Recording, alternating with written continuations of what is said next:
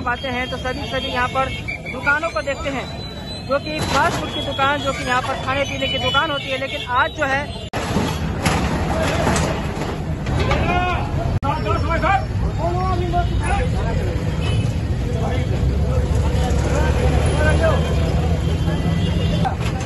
खेलते लगे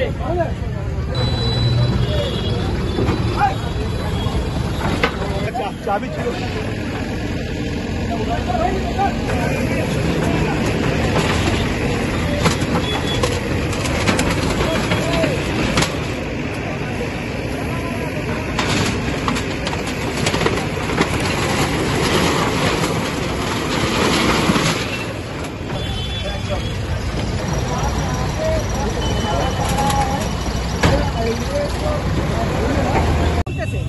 এখন তো পুজোর আগে এরকম দোকান ভাঙলে এটা নিয়ে আপনি কি বলতে চান?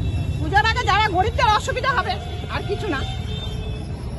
কতটা অসুবিধার মধ্যে পড়বে নিজেদের? এইটাই তো, গরিবরা যা করে ধরে খাচ্ছে সেটাই করতে পারবে না এই পুজোর মধ্যে। অসুবিধা তো আছেই, অনেক বছর থেকে আছেই, লেকিন কি করবে, ড্রেনের অবস্থা খারাপ আছে খুব। ড্রেনের জন্য আমাদের জলের অবস্থা খুব খারাপ আছে। এখন সচেতন তো করতেই লাগবে দল, না হলে কর্পোরেশনকে সজাগ না করলে কি করে হবে? কেন প্রবলেম তো আছে, আমাদের 60 বছর 70 বছরের দোকান আছে এখানে। মিনিমাম মোটামুটি 100-র মধ্যে উপরে আছে, 100-র উপরে আছে, নিচে হবে না।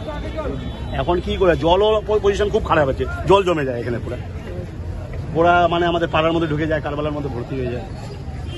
আপনার নামটা? আমার নাম অ্যান্থনি, আমি কারবালার বাড়ি।